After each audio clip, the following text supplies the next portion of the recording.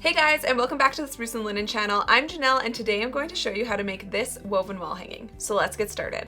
So for today's video, we are using some yarn from Nordic Yarn, and they were kind enough to send me some yarn, so I will quickly show you those now, and then we will get started. So first of all, obviously these bags are so cute. I love that they came in these little tote bags, and I got all merino wool. It is quite a lot thinner than I normally use, but we are going to basically be using multiple strands of our yarn. And I got some beautiful colors. And these are 100% merino, extra fine merino, so they're super soft. Excuse the ball I've already kind of destroyed. We're going to kind of do a gradation of our colors. So we're going to use these 4 colors. These colors, I believe, are in another language, so me pronouncing them might be interesting. I think they have different color numbers. So this one is 1005, 1026, 1022, and 1013. So I'll stick a link in the description below so that you can head to their Instagram or website or something so you can check out these yarns, but they are really beautiful. Again, 100% merino, designed in Finland, made in Italy.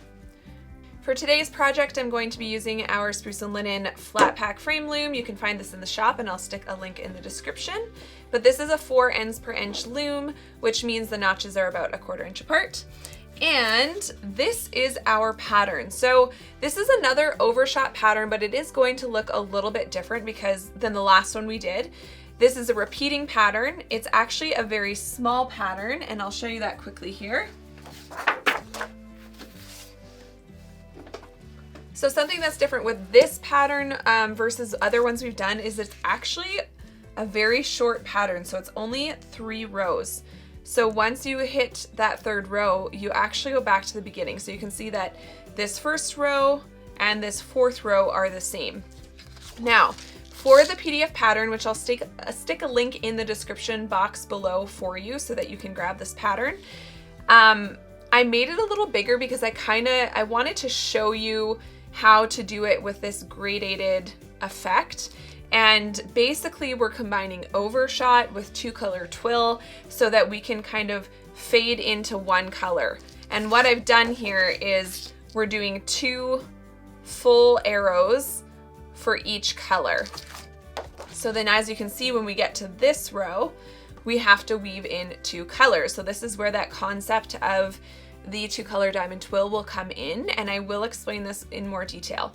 So one of the things that we're doing differently with this pattern is that we are going to double warp our loom, but for our pattern rows, we are going to treat every 2 warp strings as 1 warp string. And hopefully that's not too confusing, but I'll show you as we go. But the reason for this is because I want to use, for the tabby rows that go in between our pattern rows, I wanted to actually use the warp string for those, which meant we were going to need the warp strings to be a little closer together because that yarn or string is so thin. And we're actually going to double that up as well. So let's just get started, and I will explain these things in more detail. Basically what we're doing today is we are building upon the other skills that I've taught you here on the channel to create something a little bit more complicated. So we are taking overshot, we are doing multiple colors, and we are going in with a double warp. All right, so we're gonna get started. Something I haven't shown you on this pattern, but we are still going to include, is our floating warp string. So if you remember in that very first diamond twill pattern tutorial, we talked about that, and that's basically an extra string on the sides so that you have something to go around all the time in order to not disrupt your actual pattern. But in this case, because we are double warping, we're actually going to be adding 2 strings on each side. So for this pattern, you're going to need a total of 62 warp strings on your loom, double warped. Since we haven't talked that much about double warping, I'm just going to show you that really quickly. So basically the difference here is that we are putting 2 strings in between every notch. So I'm starting on the 2nd notch here. So I'll start around the second notch at the top. And then when you come down here, you're going through that notch again. And you can see here, we're going 2 strings between each notch. I am using black cotton warp string. You can find this in the shop. I tried a sample version of this with linen and it definitely works, but something to keep in mind is that linen is less forgiving than cotton because linen warp string has no stretch at all, whereas with a cotton you still have a little bit of give, so it is going to be more forgiving. So if you are more of a beginner, definitely I would recommend going with a cotton. So now I'm going to weave in my little piece of cardstock here, and I'm going to be going over 2, under 2.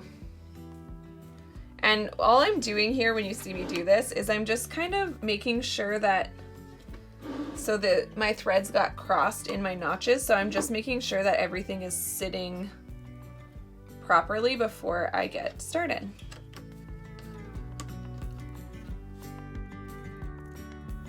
So the next thing I'm going to do is weave in the bottom here, and I'm going to do a twining stitch and then just a couple rows of plain weave. So this is where I'm going to kind of be figuring out how many strands I need to be weaving with at a time to create a chunky enough yarn, because you can see this is very thin. It's only a little bit thicker than the warp string itself. So I'm just going to kind of figure that out now. So I think I'm going to go in with about 6 strands to equal kind of 1 chunky yarn. And as I said, with this I'm going to be going over 2, under 2 again, and I will be doing a twining stitch and then a few rows of plain weave. All right, so now we are ready to start our fringe, and I'm going to do a mixed fringe. You guys know I love a mixed fringe, and I'm once again going to be treating every 2 warp string as 1. So I'm still going to be doing the same amount of groups I would have been if this was a single warp. So 1 group of fringe will go around 4 warp strings. Okay, so I ended up just using like a picture frame to cut the fringe, and I decided to do 16 pieces per chunk of fringe. And I think what I'm gonna do, just so I don't have to count everything, I cut this one separately than these, but I'm going to basically take 12 of these and then another 4 of these, but I'm not going to necessarily make sure that I have the exact same amount for everything, just because that is going to take a long time because they're all mixed and because they're so thin. So that's how I'm going to do it. If you want to spread them out perfectly even, you can do that as well.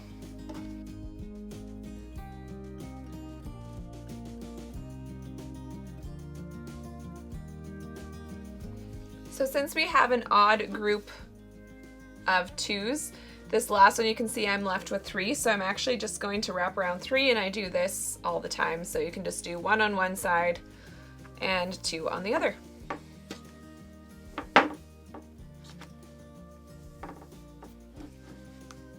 In retrospect, this is some very like full fringe and I could have gone with less strands. Like I would say 12 strands versus 16 is plenty, probably even 10. Again, this is a very thin yarn. You can do the same project with thicker yarn if you want to.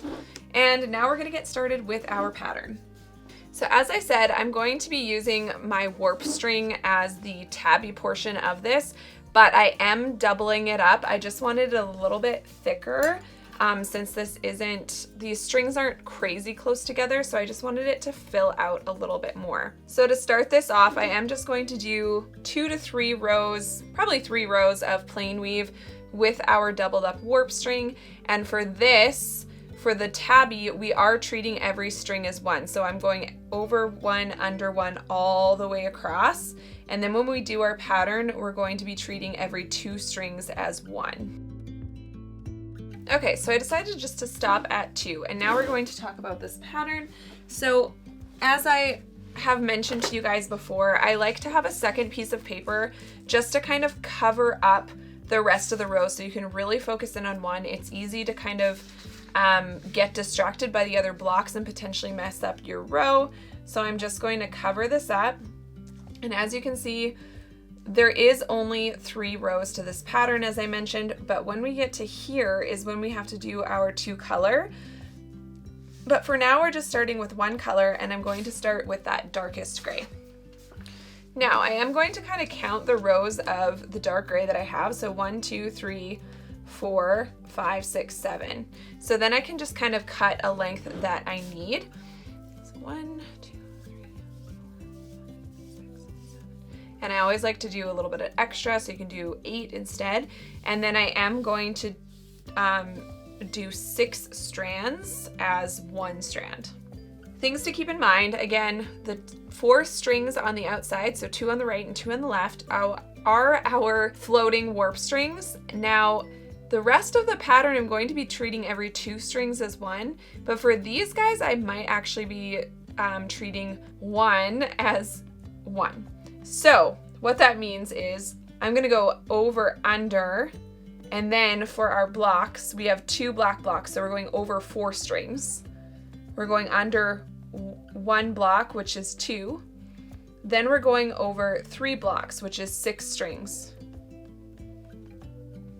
And repeating that all the way across. And then again at the end here, we're going to go under 1, over 1. So basically when using multiple strands, it's kind of like we're weaving all the same rows, but we're actually just gonna weave them all together just to save us a little bit of time. And then again, because this is an overshot pattern, we are going in with our tabby over top our first pattern row. So now we can scooch up to our next row and do the same thing. So on the edge, again, our edge being our floating warp.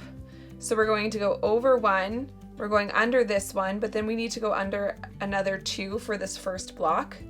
Then we're going over 2, which is 4 strings, under 3, which is 6 strings, over 2, under 3, and so on. Now, just something to note, if you're thinking, why didn't I just do a single warp and use thicker string for the tabby? You can definitely do that. This is just another way to do it. So if you prefer, you can do a single warp. You can use a thicker yarn for your tabby and do it that way. Just as an option, I just wanted to throw it out there. And I just realized I did that with the tabby string and not my actual weft. Okay.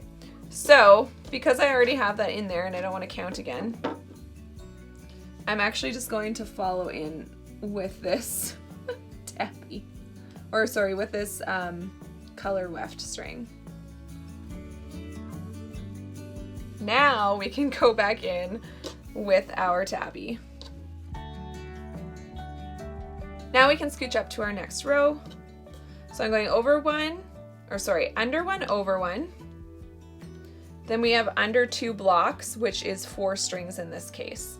And then over 2, under 1, over 2, and now we're going under 5, so 2, 4, 6, 8, 10 strings, over 4 or 2, under 1, and so on. And then once again, back in with the tabby. So I'm going to continue this on until we get to the part where we are doing 2 colors. So just keep following that pattern up until you reach this row, and then we'll stop there.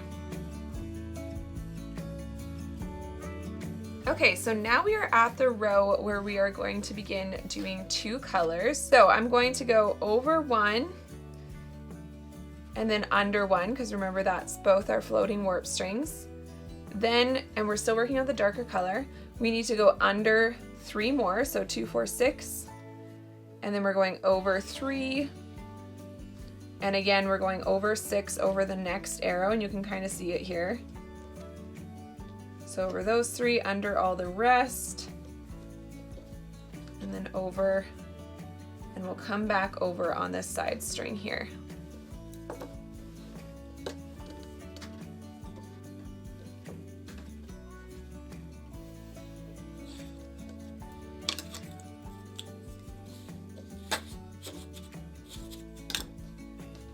So I can definitely see I took quite a lot more yarn than I needed.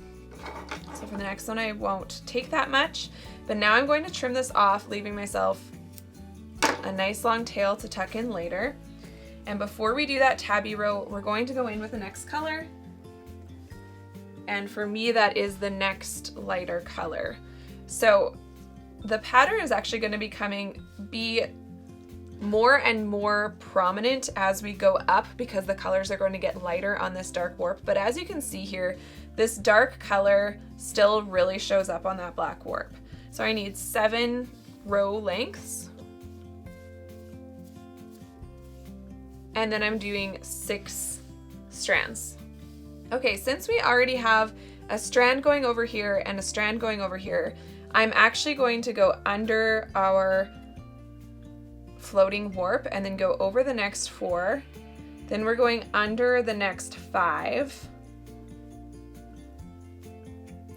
And then we have over 2, under 1, over 2, under 1, over 3. Oh, no, not over 3. So now we're going under 5 again.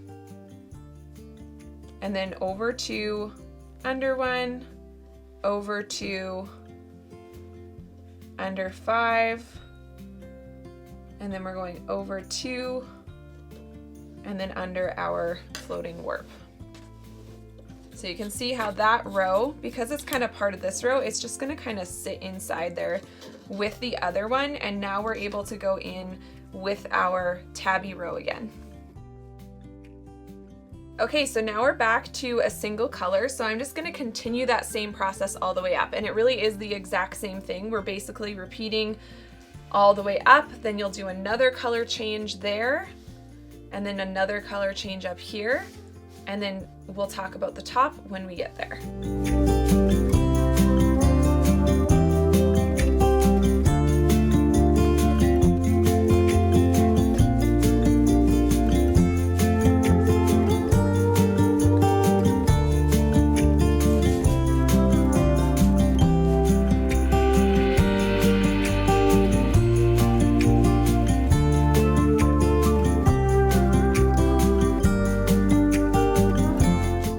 Top of the weaving, I'm going to do a twining stitch. I have my doubled up warp string, and for this last row I am going to go over 2, under 2, and then do the twining around that with another piece.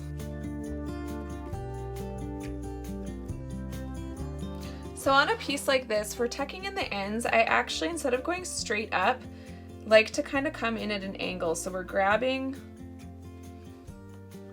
some of those pattern sections and just pulling that through, making, again, as usual, sure you're not pulling too tight, and trimming off the end.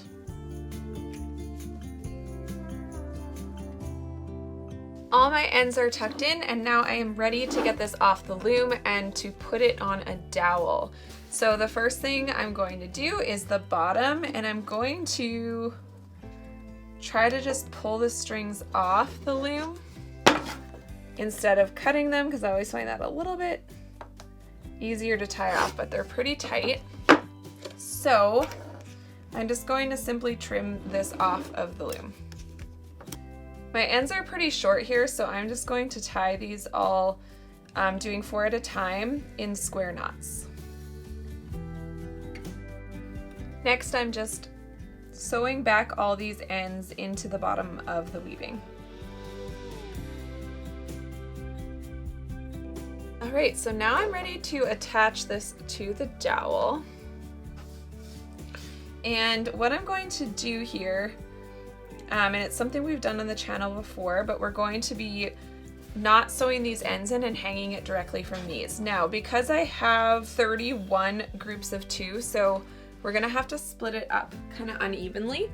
So what I'm going to do is groups of 3, but then I have one group of 4. 1, 2, 3, 4, 1, 2, 4. So you're just gonna kind of sneak in one group of 4 out in the middle. Okay, so now we're ready to attach to the dowel, and I'm just using, I believe this is a 3/4 inch thick dowel by about 9 inches. but of course this is personal preference. You can make it as long as you want. And I've shown you guys this before, but I'm going to show you again now. Basically what we're going to do is we're going to work in groups of 3, except for that one group of 4 we'll do out in the middle. We're opening all those loops and we are flipping that one big loop forward, bringing these 2 around and putting it on our dowel. And we can kind of sort out those strings later if they're not sitting as evenly as you want them to. And we're just going to do that again. So opening up all these loops together, flipping them forward, bringing the other 2 loops together to create one loop, and slipping it on your dowel. So you can continue that process, just remembering if you're using the same amount of warp strings as I am, you need to do one group of 4 out in the middle. Okay, so now we have our little groups on the dowel, so we can tie our hanging string on next. All right, so I'm gonna go give this fringe a little cleanup and then we'll look at it when it's all done. All right, you guys, so here is the finished piece with that new overshot pattern. Again, there's gonna be a link in the description box below for where you can get the PDF. And a big shout out once again to Nordic Yarn for providing the yarn for today's tutorial.